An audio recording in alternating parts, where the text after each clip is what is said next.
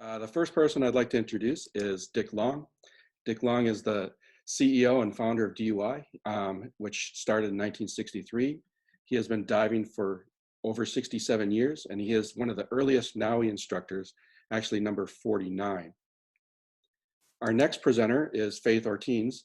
She's a former dive store owner, a charter boat operator, and also a former employee of DUI, and she's one of the people that started DUI's demo days. She's also one of the developers of a lot of women's dive gear. Now she's an expedition leader and co-owner of Blue Green Expeditions, and she's a member of the Women's Hall of Fame. Our next presenter is Sally Wahrmann. She is a Northeast wreck diver. She's a former dive master of the famous dive charter boat, the Wahoo. It's a boat that's been written about in many books about diving the Andra Doria. And she has dived the Andra Doria 60 times and is one of the first women to dive the wreck. And again, she is also a Women's Diver Hall of Fame. Our next presenter is Jenna Walker. She learned to dive in the Pacific Northwest, and definitely the water is cold there, so she needs dry suits. And her personal dry suit right now is a CLX 450. She is actually the dive safety officer at Oregon Coast Aquarium. Our next presenter is Rebecca Bartow. She's a serious recreational diver. She only dives in a dry suit regardless of her dive destination. And this includes going diving on both poles and of course everywhere in between. And our next presenter is Allison Vitsky Sallmon. She is an underwater photographer and a writer for print and online media outlets, including publications like Alert Diver, Scuba Diver Magazine, and others. She is also the founder and president of Dive Into the Pink. It's a nonprofit organization that raises money to fight cancer by going scuba diving. So with that, I'm going to open this up to our presenters to start presenting. And Allison, it's your show. Okay. Well, I just want to say welcome to everybody. I'm really excited to be here. This really came as kind of a surprise to me because I started doing the math. Women's dry suits first came to being 25 years ago. Of course, women were diving dry before that, but the first dry suits created for women. I know that I rely on them pretty much every weekend and on occasion in between. And I have taken it really for granted. And I realized there are a lot of us that just put on these amazing dry suits that fit well, that are created just for us. And we never thought about where they came from or when they came into being. So I'm very excited to be here and to help present some of the material that will come up today. But I think the first place to start is with Faith Ortins and Sally Wahrmann. They really give it to you straight about the origins of women's dry suits and where they came from and how they came into being. So Faith and Sally, take it away. I think you go first, Sally. I think you know everything. Okay. Well, I got certified in 1978 in Long Island, New York. And of course, it was cold water. And I quickly realized that I would need a dry suit if I wanted to do any type of long-term diving here. It took about until 1980. And at that time, my dive shop owner said, "Oh, we can make you a custom dry suit. It's a Henderson." And that's actually a picture up there now of the Henderson. You'll see it was a sealed neoprene suit. And the only way you could inflate it is with the hose, just like you have on your BC today. And that's how you deflated it as well. However, it took about 5 mailings back and forth to try to get it to fit me. When I first got it, the legs were too big, the arms were too big. The feet were so large, just Shaquille O'Neal could fit in them. Finally, Henderson asked me would I come down to New Jersey where they were located So I went down to New Jersey, 100 miles away, and I just stayed there until they actually were able to fit me into the dry suit. All of the men that were diving at the time, there were, on our boat, I was very lucky because Steve Belinda had a woman captain and my partner married those. So there were usually 3 women on the boat, but a lot of the other boats had no women at all. And I had suit envy because all of the other guys had big name dry suits, etc. And by the early 90s, the whole crew of the Wahoo had DUI suits except me. So we actually went down to New Orleans to a DEMA show, and Steve Belinda, the owner of the Wahoo, said, "Come on, I'll get you to the DUI booth and we'll get you a DUI suit. You should get a DUI suit." So I went there, and actually Dick Long measured me. I don't know if you remember this, Dick, but he measured me and he said, "We can't make it." Unfortunately, I was about a year or two too early for them to get involved with custom dry suits for women. But the types of things that I would run into on the boat would be some trepidation by men divers to dive with a woman, and certainly a woman in Northeast diving in a dry suit. I remember this one time, a fellow came up from Georgia. He had talked to Steve ahead of time and said, "I'm coming alone, so I need a buddy." And his buddy, he said, "Don't worry, I'll put you with a good diver." So he came up, and we were diving the USS San Diego, which is a World War I heavy battle cruiser and a very famous shipwreck in our area. Well, he came on the boat, and Steve said he was diving with me. He took one look at me and said, "I'm not diving with her." So Steve said, "If you don't dive with her, you're not diving." Well, to make a long story short, after he dove with me, he came up and he complimented me, and things like that would happen. So there was some discrimination. And also, again, I had suit envy. It took about 16 years later, and that's when, after I started diving in dry suits, until DUI got involved with the dry suits. And I can proudly say today I have 3 DUI suits. Well, you know, Sally, when I was a little bit after you. I started a year later, and I got involved in wreck diving certainly significantly later than you. But I remember a lot of that same challenge. And one of the reasons I went on the Wahoo was because there were other women on the boat there, you know, like you and Mary and Janet. And but it really came to light. And for me, you know, when I became co-owner of a dive store in Massachusetts, and I got really nervous because how am I supposed to keep people warm enough to dive, you know, up here? And if half my customers, I can't put in a dry suit that fits, you know? And at the time, there was kind of the very beginning of women's gear, but most manufacturers' idea of making it for women was to make it small and make it pink, you know, and that was what we did. That was the solution. And you know, to the point where, sorry about this, Allison, but, you know, I had a real aversion to pink, you know, because these manufacturers would come in there and show me this brand new BC, and they're like, "Look at this, it's for women." And I'm like, "Okay, well, what's different about it? What did you do to make it for women?" "Well, it's in pink." I'm like, "No, that is not what we're talking about."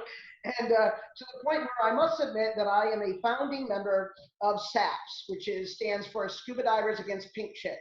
And I see a couple of other people in the audience here who are members of that as well. So I had this big thing about it, and you know, we were having some major challenges, and even though we were being very successful at getting people in dry suits to do local diving, we were having a horrible time with women dry suits. And you know, I can only say how glad I am that Dick Long thought to call me, you know, 27 years ago now. You know, when I was being a pain in the neck with DUI, you know, so I'll let him kind of jump off to that, I think. What happened was I was having a staff meeting, and we did a lot of stuff, but our major business then was offshore oil. And so I was having a staff meeting, offshore oil and military. much more than sport diving. Anyway, I had a staff meeting and I said, does anyone have anything else to say before we break up? And my production manager says, yeah, I want to stop making suits for Northeast Scuba. I said, what do you mean Northeast Scuba? They're one of our better customers.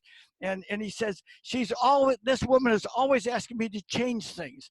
And every time I promise, okay, look, if I make this one more change, you won't ask for changes anymore. She says, yes, absolutely. I won't do that anymore. And today I've got 2 more suits she wants me to change. We can't make any money making all these changes like this. So therefore I want to stop making suits for Northeast Scuba. And I said, nah, it doesn't make any sense to me. So I said, let me call her and you just hold on that for a while. So I called up Faith and I said, what's the story here? And she said, Dick, I have a lot of lady scuba divers. Not they're divers in the strictest form of way, but the suits don't fit them.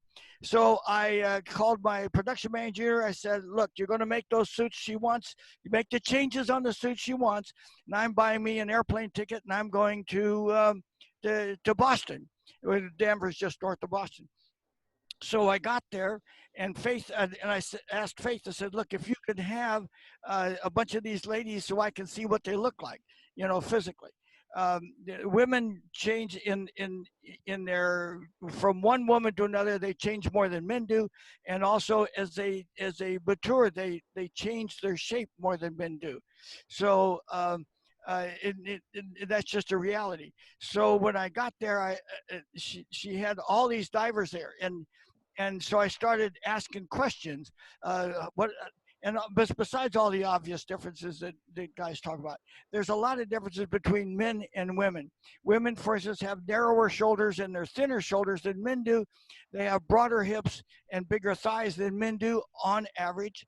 For instance, the heels are narrower for women than they are for men. So at the time we had from extra small to double extra large in talls and shorts. So that gave us what I thought was a very broad section. Anyway, I made a number of suits and sent them back there, and made parts of suits and sent them back there. Then I went back there several times, and to the point that by now we're probably 50 or 60 ladies in this group, and they started calling themselves Dick's Chicks. And not only that, but then they would start talking about, look, you make P valves or P zippers for men. What are you going to do for ladies? And they would try to see how long it took to make me turn red. The answer is not very long.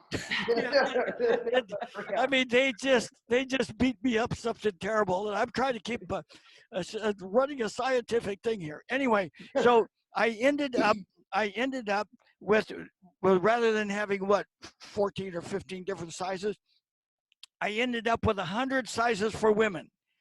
I had to throw all my numbers away, all my patterns away. I had to start from 0.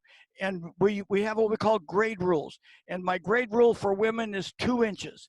So therefore, if anything changes by 2 inches, that changes the size. And so we ended up with 100 sizes for women. Not only do you have 100 sizes for women, but then you take a given size that comes closest to fit that person, and then you have to modify that, because there's no 2 people alike.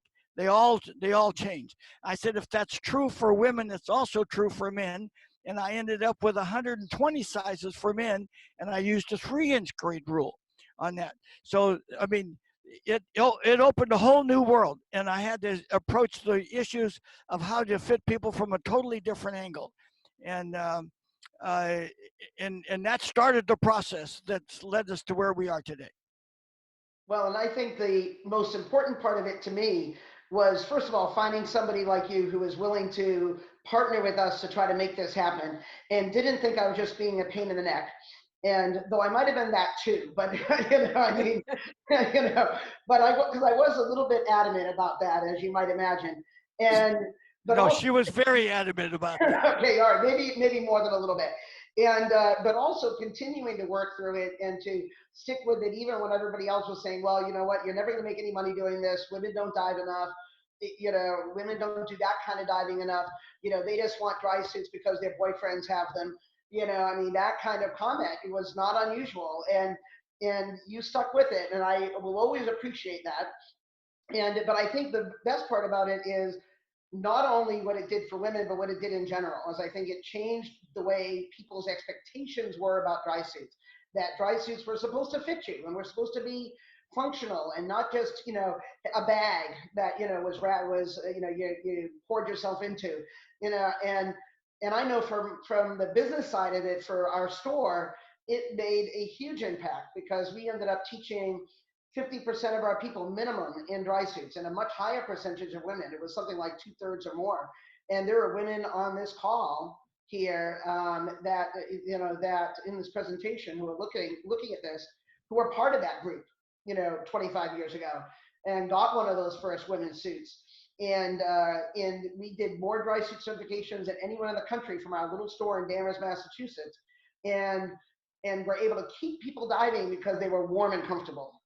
And it isn't just warm, it's also comfortable. I think that's a big thing.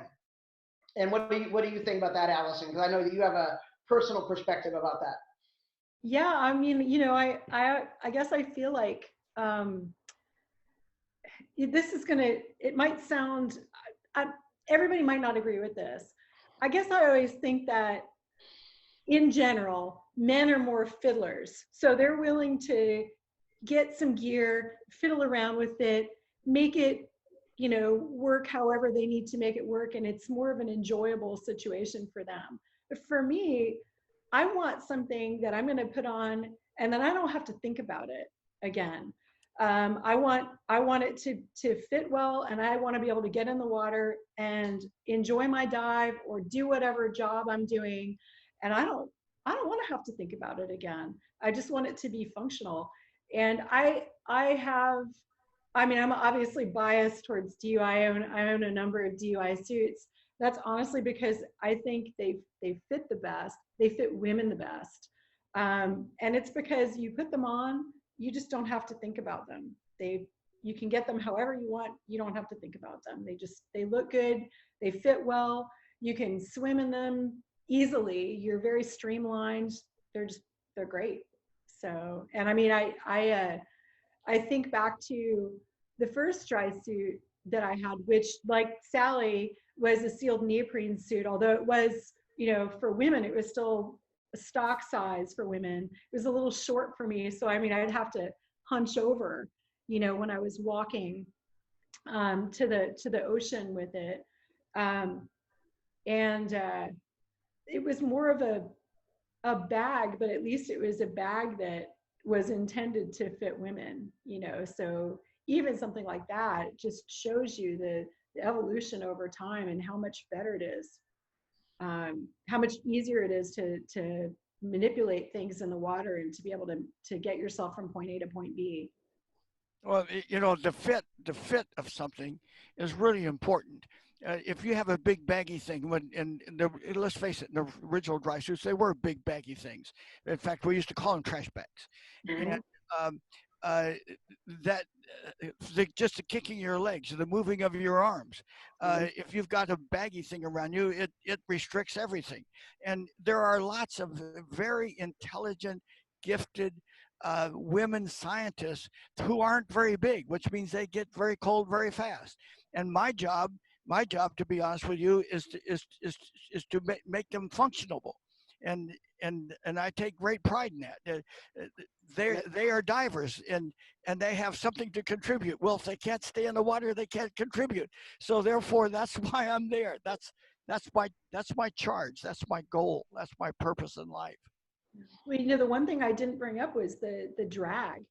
And I've seen difference with different dry suits, but you can definitely, when you don't have something that really fits you properly, drag on the surface, drag in the water, it makes for a really uncomfortable dive. And I know that from my standpoint, it makes everything less functional, makes me less able to concentrate on taking images or taking note of what's happening around me so I can go home and write about it. I can't work as effectively. Many people talk about drag, but in reality, what happens there is the crotch in the suit hangs down. The result is when the person has to kick, they have to kick and move that web that's between their legs. And people define that as being drag, when in reality, it's much more resistance of the suit to your movement than it is drag in the water. Because the truth is, you're already, when you got your tanks and everything else there, that's a lot of drag. A lot of drag. Oompa syndrome. So it's more resistance to your body movement. I'm sorry, I don't mean to be picky. Well, we have at least one scientist here on this panel who has been using DUI from the beginning, right? Yeah, from the very start. So I currently work at the Oregon Coast Aquarium, but I learned to dive in Anacortes, Washington, working with abalone.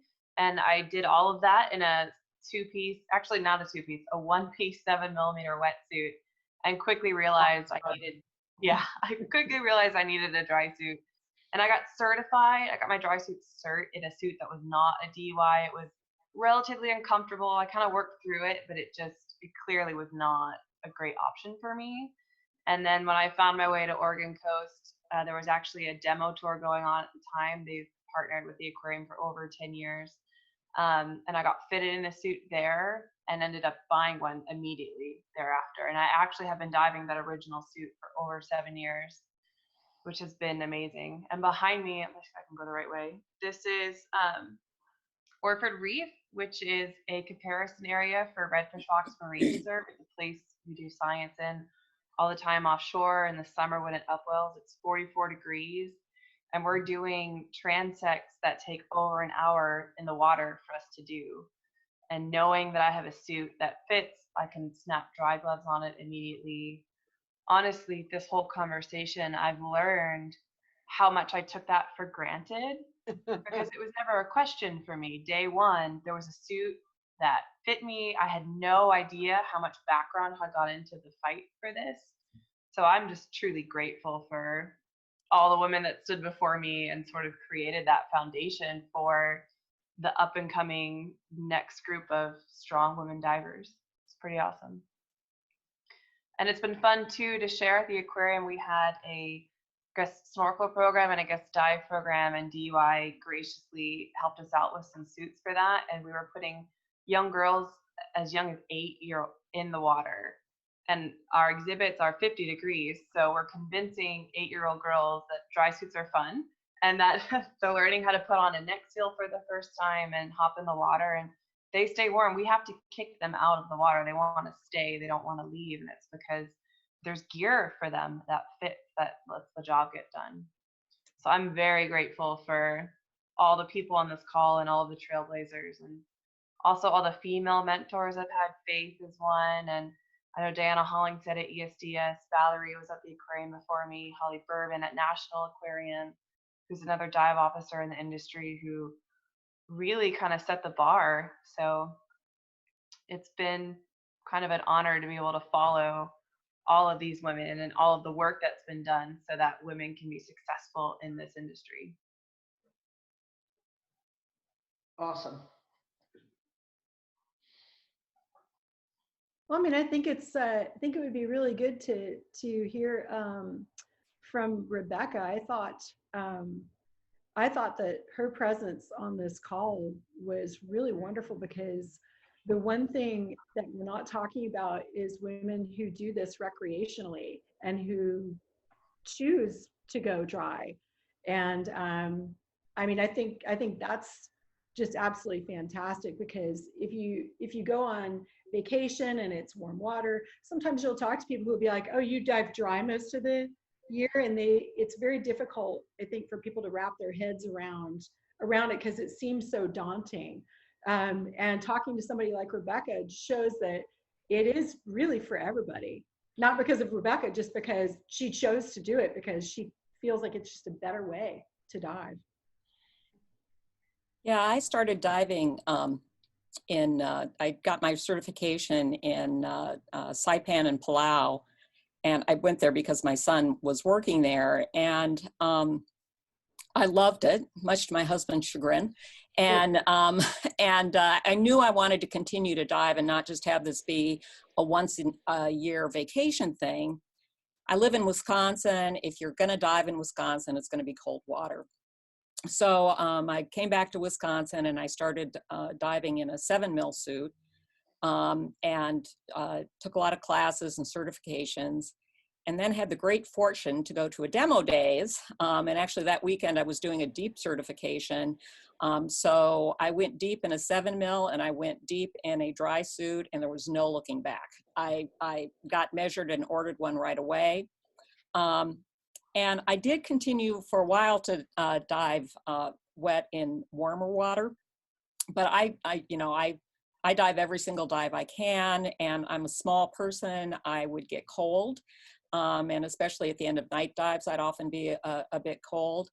And I was diving with Faith in Oman, and I saw her in her 30-30, and it was like, this might be a good solution. And so she measured me on the trip, and I ordered it, and I'm dry all the time. I just love my dry suits. I look at people struggling to pull on those wet, smelly wetsuits when they're on the boat, and I'm dry. I think the only time I've kind of regretted being dry is when I was in Cuba last year.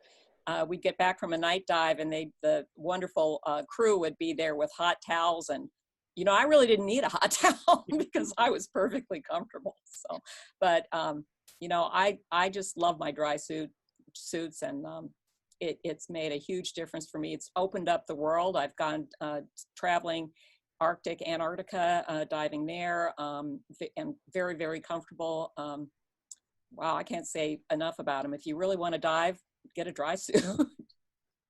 We're so lucky to have that option. I think about that because for me, I was diving warm water.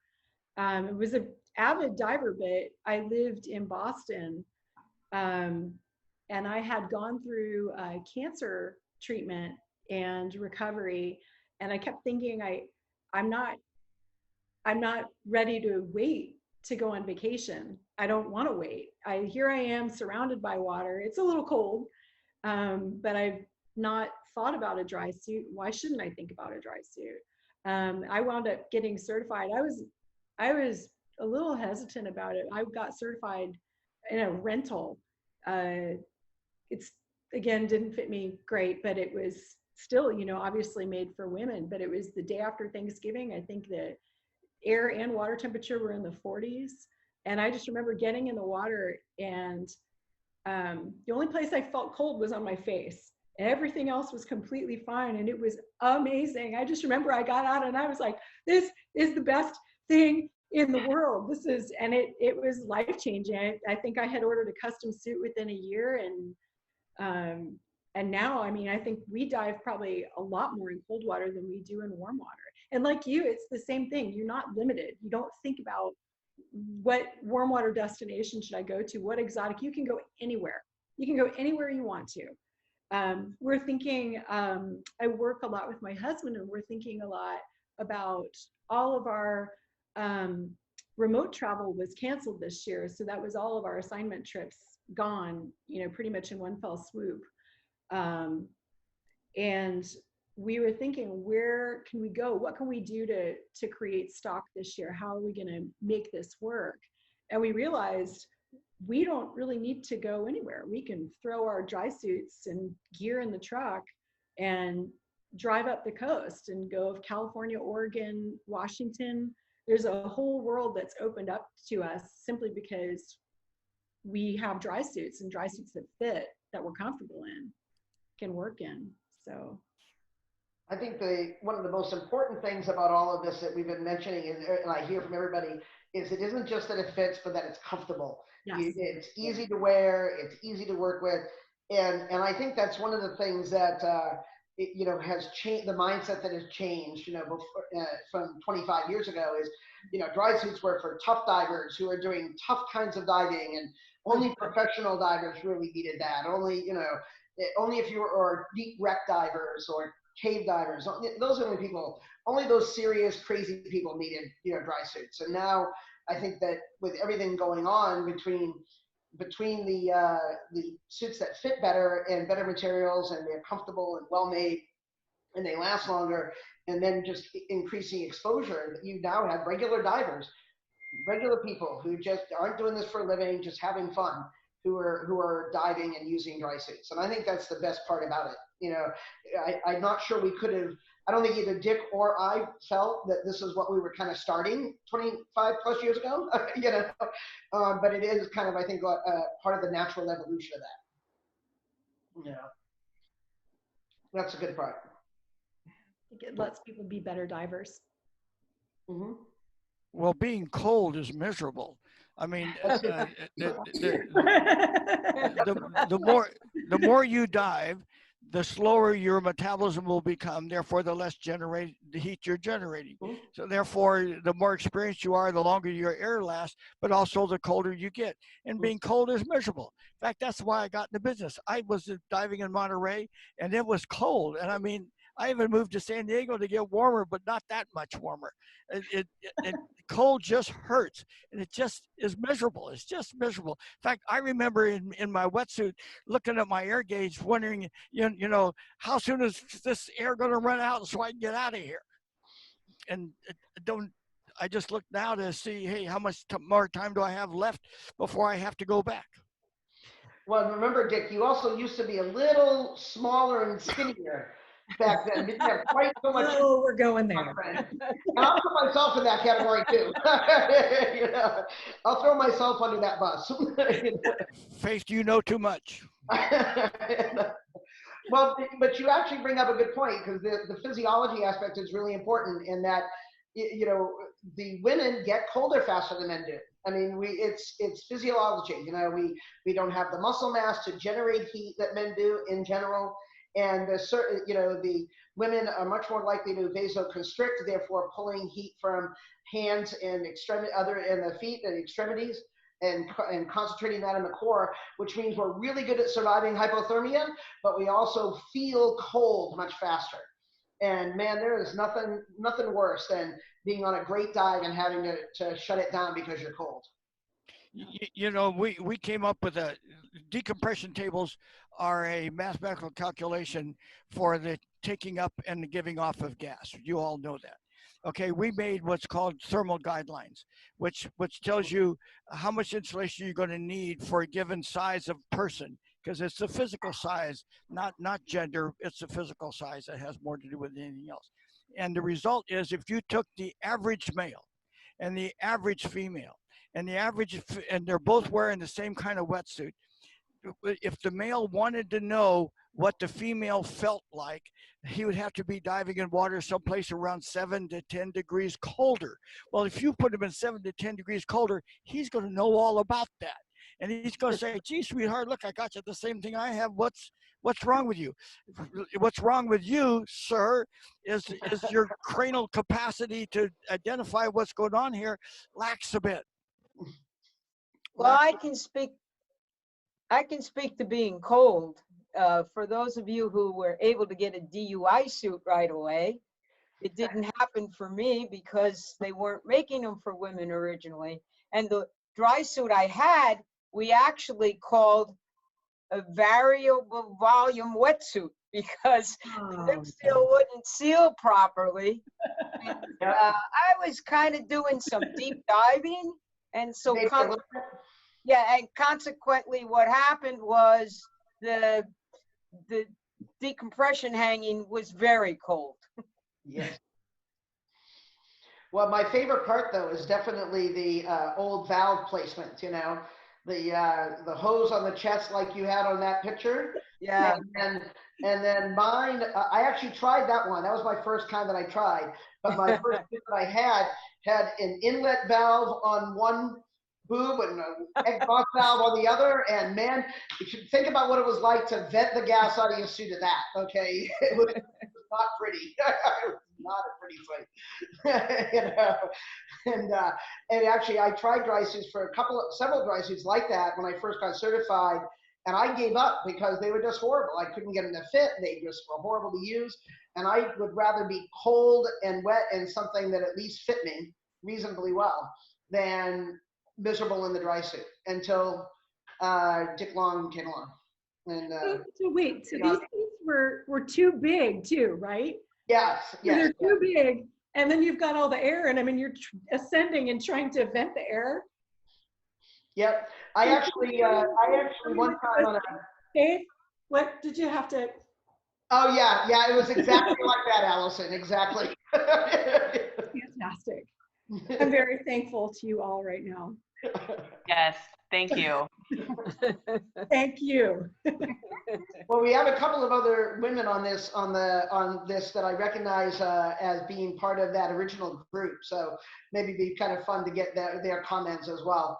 And it was a crazy time, and I can't say I would have ever thought that it would lead to all of this, but I'm really glad it did. I just want to add from a recreational standpoint, if you know, diving in warm water and seeing the beautiful reefs and the beautiful fish is obviously fabulous. But you know, diving around an iceberg is something that is incredibly awesome. You need a dry suit to do it. Playing with seals is an incredibly awesome thing to do, although you have to be careful they don't bite you too much so you don't get a hole in your suit. But there's so many more experiences you can have if you're in a dry suit. You know, the other thing is the reefs are incredibly rich in cold water environments. I think part of that is because there's fewer people diving them. Part of it is just because the water is so nutrient rich.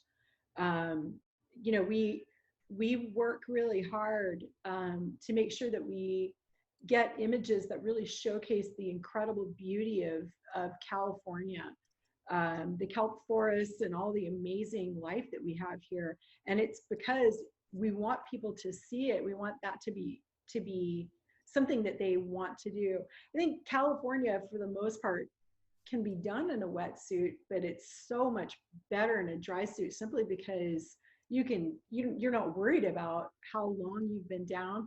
We've done, you know, 2-3 hour long dives, no problem in dry suits without even thinking about it.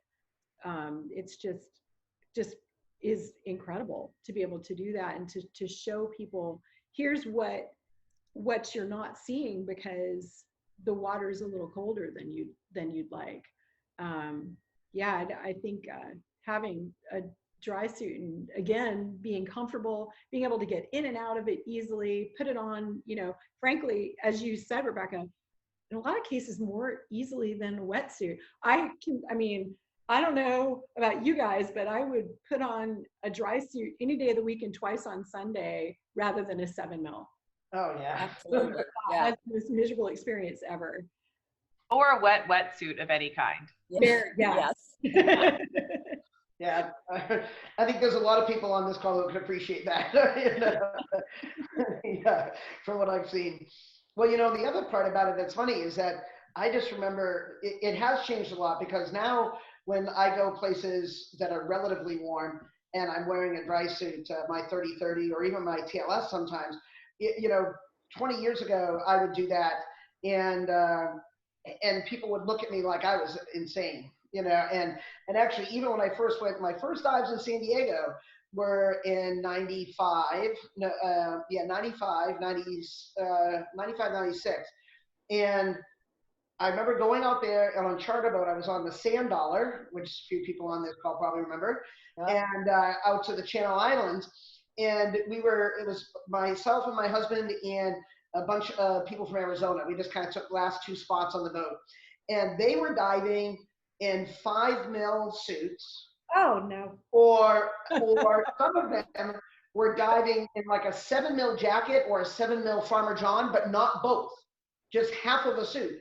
And I'm looking at them, I'm like, and we're getting our dry suits on. You would get the bottom. I know, we're putting our dry suits on, and they're looking at us like we're from another planet.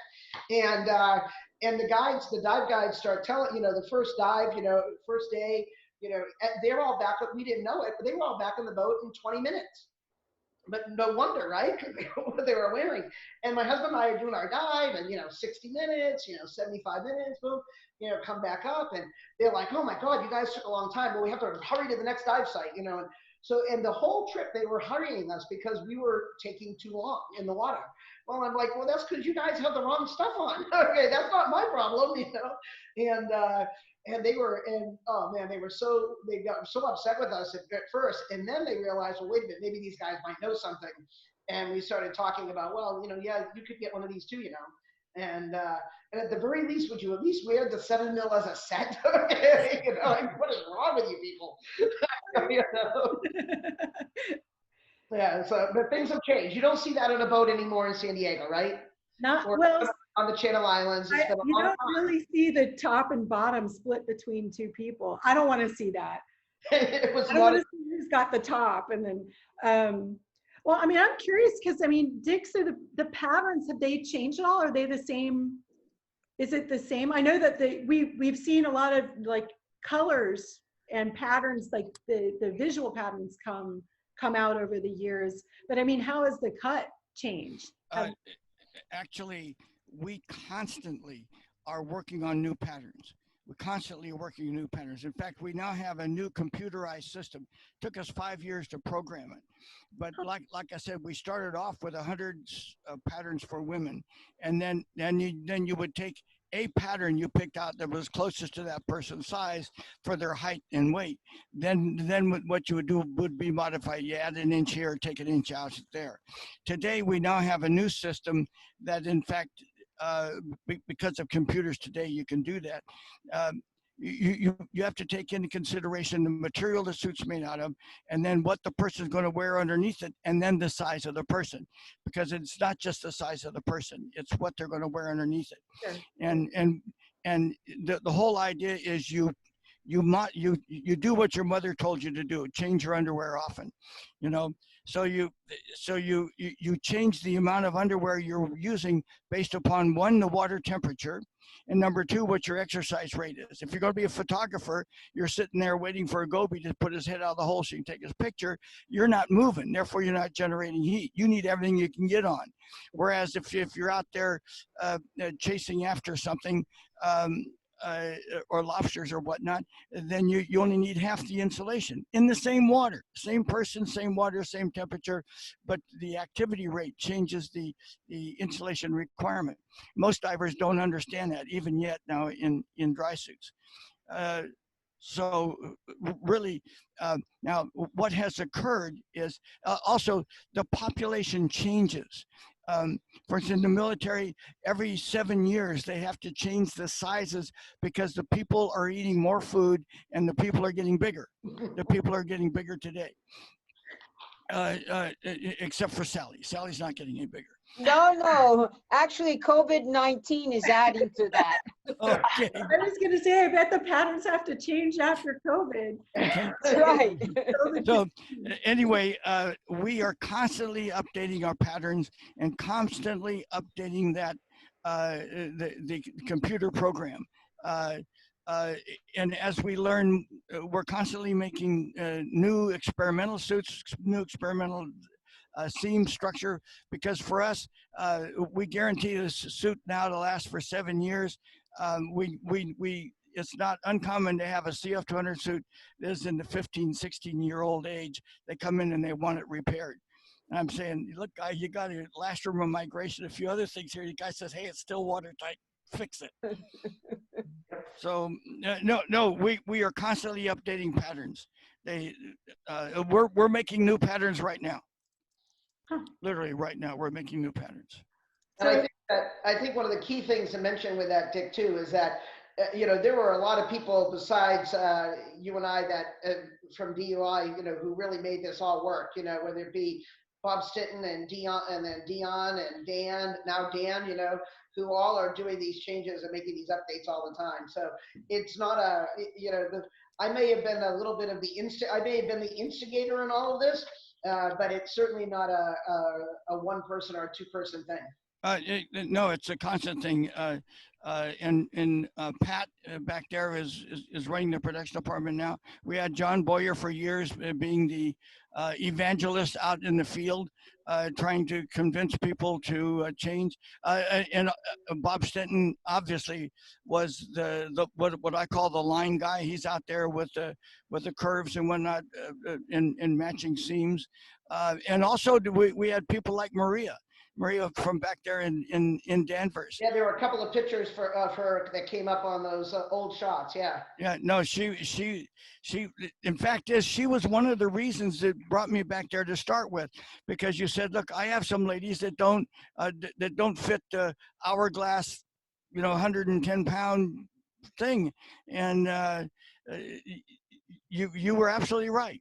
And the result of that is what you've got today. And to be honest with you, ladies want to look like ladies. They really do. And I take great pride when they look like ladies. Yeah, I didn't want to sound shallow, but that's the other thing is that We want to look good, right? yeah, I mean, I'm sorry, it's bad enough, isn't it? I mean, you get out of the water and you know, snot. The big issue that I have not been able to solve yet is hair. I mean, we can keep the rest of you dry, but we can't keep your hair dry. We just can't do that. And ladies just say when my hair gets wet, so I'm sorry, I can't cover that one yet. And my wife is one of them. She's got a lot of hair. I'm good with the wet hair. It's just I wish it wouldn't go all over the place. But well, it is what it is. It is. It's worth it. No, I gotta ask. So Dick and Faith, I want to know what the craziest pattern is that you ever made for people. first of all, A shape pattern, like when we started, we had standard colors: blue, red, white, so on and so forth. And then we would lay those patterns out. Then my daughter, who is much more graphically oriented than I am, came up with the flames. If you remember the yellow flames. I do. And so therefore she made me wear that first suit. And it must have been when I stepped out the deck, I was just, wondering if everybody's looking. And then we ended up with what we call the Captain America suit with the red, white, and blue. And I took it to DEMA, and we ended up getting put on the front cover of Diver magazine out of Britain, with the thing. So, and today we're experimenting now with even more colors, more really bright colors. And when you make the patterns for those, the patterns, when you make a suit, you also have to make the pattern as well. Because, for instance, you can't have a standard pattern on a custom suit. The pattern has to fit the suit, or the colors you put on the suit have to fit. And only a computer can do that. A human being, it would take hours and hours and hours to be able to create a pattern to go in a custom-made suit. Because if you make the suit fit the person, then you have to make the patterns fit the suit. And if that makes sense to you. Yeah. So, and one of the issues we have is what kind of patterns do people want? And women are more sensitive to that than men are. Women are more sensitive to that than men are. And I'm always looking for, and I want to listen to ideas that people have. I don't care how crazy they are. Look, there's so many things we do today that 20 years ago were insane. Nobody would pay attention to you. Hey, we've been the leader in this, and I want to stay the leader. So therefore, I want to hear what you think. I want to hear what you want. Tell me. Give me your wild ideas. Hey, the most thing I can say is I can't do it. But it's like when I went back to Faith. When I went back to see Faith, the people in my manufacturing site said we can't do that. And I said, well, wait a minute. Faith's got customers that want it, therefore we are going to do it. I don't know how we're going to do it, but we are going to do it. And by golly, we did. And all of you are the proof. The proof that we did do it. We did do it. And we can do it again. We can do it again. You tell me what you want, and especially when it comes to the colors and whatnot, let me know what you want, and I'll find it. Hey, Dick, I want to add one thing to that before we head over to questions, and that was for me, one of the most amazing things about what we could do with DUI dry suits and the patterns and the custom designs and everything was actually being able to fit people who with disabilities. People who are missing limbs, paraplegic, quadriplegic in some cases, and and all the customization it takes to do that, and the fact that DUI would do that all the time, and really, I mean, lose money on every suit they did like that, but still did it because it was the right thing to do. And I was really proud to be a part of that, you know, and because I think, you know, that's something that DUI does not shoot its own horn very much on that. I'll do it for you there, Dick. You know? It's like veterans that come back that lost legs and arms. Hey guys, if you could give up a leg for me, I can damn sure make a suit for you. There you go. That's where I come from. So, and Allison, I know you want to go into questions, but before you do that, you got to tell us about Dive Into the Pink, because I think that bounce off some other questions too. You get to push that too. Oh, great. Yeah, so I'm a cancer survivor, and like I said, I when I finished my treatment for that, that was when I first started diving in cold water. That changed my life, obviously. And what we do now is we run various types of fundraising events that are intended to be sort of disguised as something fun, either underwater photo competitions or dive charters or expeditions or auctions of really cool gear, and trips and stuff like that. And it all goes to fund cancer research and patient support. We're 501c3, and we don't take any money out of it. It's salary free. So yeah, anyway, so that's great. And I will say DUI has been an amazing supporter of us over the years, and essentially since the very first year. You know, my daughter won her pink Vespa scooter from one of your projects. Nope, that was Diana Hollingshead, Dive for a Cure. Oh, okay. Sorry about that. Yeah, she actually rode that pink Vespa to one of our events. I have some very entertaining photos of her in all pink. I will say I also have pictures of, but Yeah, you're not allowed to talk about those pictures, Allison. They exist. Many of us have them. All right. So, questions. Okay, so I have a few questions. And first of all, I'm going to put a link up in here for everybody. It's for mydrysuit.divedui.com, because some of you had mentioned how looks are important. And one of the difficult things with some of our dry suits is to figure out what you want your dry suit to look like. So we have started developing a web page that lets you build out a dry suit, and so you can see the color combinations for what that suit will look like. It's not fully finished, but it's enough there that you can start seeing the different overlay patterns and the colors and combinations that can be done. So one of the questions was kind of working backwards here. Is there any chance of some of the dry suit material being more flexible?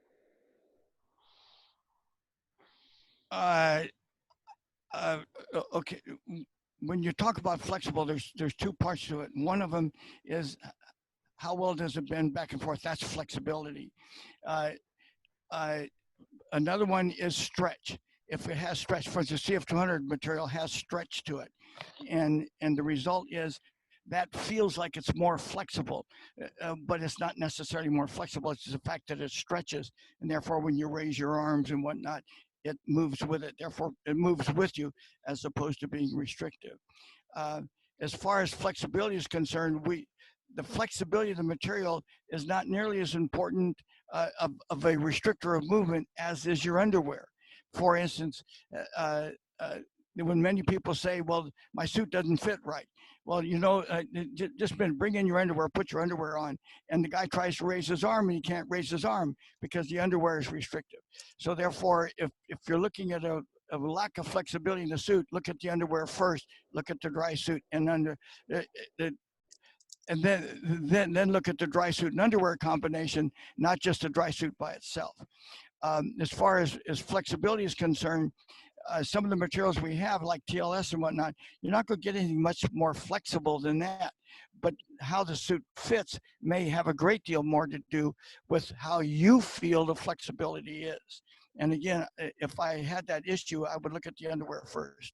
Like for instance, if you get S300, because that material will stretch in two different directions, and with that you're going to feel a lot more freedom of movement than you are with a material that does not stretch. Right. So one of the things that we have is you have a combination of, as Dick was saying, is the undergarments and the material on top that can restrict the movement.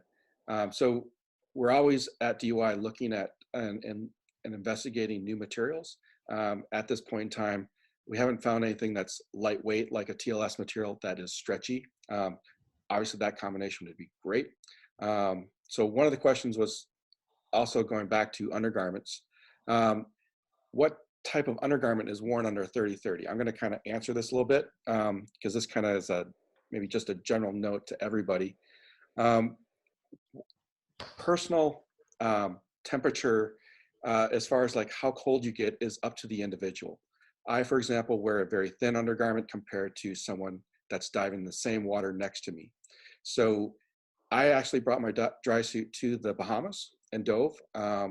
I was, again, everyone gave me funny looks. All I wore underneath my dry suit was just a base layer. So really no thermal protection, but I was warmer than everybody else because I was not getting cold from the water temperature after a 2-hour long dive. So it's really up to your personal preference as far as like what thermal protection that you wear underneath a dry suit. You gotta remember that what keeps you warm is the undergarments. What keeps you dry is the dry suit. And then the other question was, I think this has to do with our XM450 and the 250. Is DUI looking into making a women's version of that undergarment? Because I know we make the Duotherm 300 in a women's pattern and also have that as a custom sized undergarment, but are we looking into something for the XM450 in the future, or 250 for women's? That's a thinsulate garment, and we have, to be honest with you, we haven't had that much of a call for it. If we have a call for something, we will look seriously at making it. It's not impossible. It's not impossible. We have, or the requests for it haven't gotten to me, and we can pick on Jack here because he's part of the sales crew. Maybe he's keeping a secret from me, because certainly if we get enough people that want it, we'll make it. Okay, so another question was about, so we have dry gloves, the zip gloves. And I know one of the questions is, with women, they'll have smaller hands than me. I'm kind of an extra large, long cadet type of glove. I fit into the larger size zip gloves. Some of the women have very small hands, but they want to have the dry glove smaller to fit their hands. Right now, we currently stock a standard size dry glove that pretty much everybody in the industry goes with. So I assume if a women's version or a smaller glove comes out, we would probably go with that. Again, it comes supply and demand type of thing. Let me answer that, if I may. One of the issues you have in fingers is the diameter of the fingers. When you get into small gloves, let's just say like gardening gloves that are made for women, as the glove becomes smaller, it also becomes smaller in diameter for the finger. But in the dry gloves, you need to have insulation on the outside of the finger. So what I did was to take, because I had a lady, she was actually a doctor, but she had very, very small fingers. So what I did was I took a medium glove, and what I did then was fold the fingernail back. And if you use the urethane adhesive that we use on seams, I folded it back so that what I ended up was short, fat fingers, if you will. They would normally be fat for her, except for the insulation she wore underneath it. And she had a knitted ski glove that she had that fit her fingers. That was the length of the fingers was the length of her fingers. And when we pulled that back and cemented it down, that gave her dry suit gloves that fit. And works very well, by the way. It's just not something that people, not many people know about that. But it's not that difficult to do. And if someone wants to contact me separately, I would be more than happy to explain exactly how to do that and help them. I'll help them. Okay, we're going to get ready to wrap this up. And just to go back to some of the computer patterns and how things are changing. Those paper patterns that we have moved into computer modules. So we can do the sizing more accurate and faster. And just so you know, DUI, we are not sitting still as far as innovation goes. We're constantly working towards making a better product, offering more options. We want to give those choices to you, the divers. So look for, you know, incredible things to come in the future. And I just love the support that our panel here has given us, and their experience and the depth of which they, how often they dive and their influence in the dive community. So that's great. So I'd like to thank Dick, Faith, Sally, Jenna, Rebecca, and Allison for everything you've done for today. And make sure you check back next week. We'll send out a notice about our next deep dive with DUI.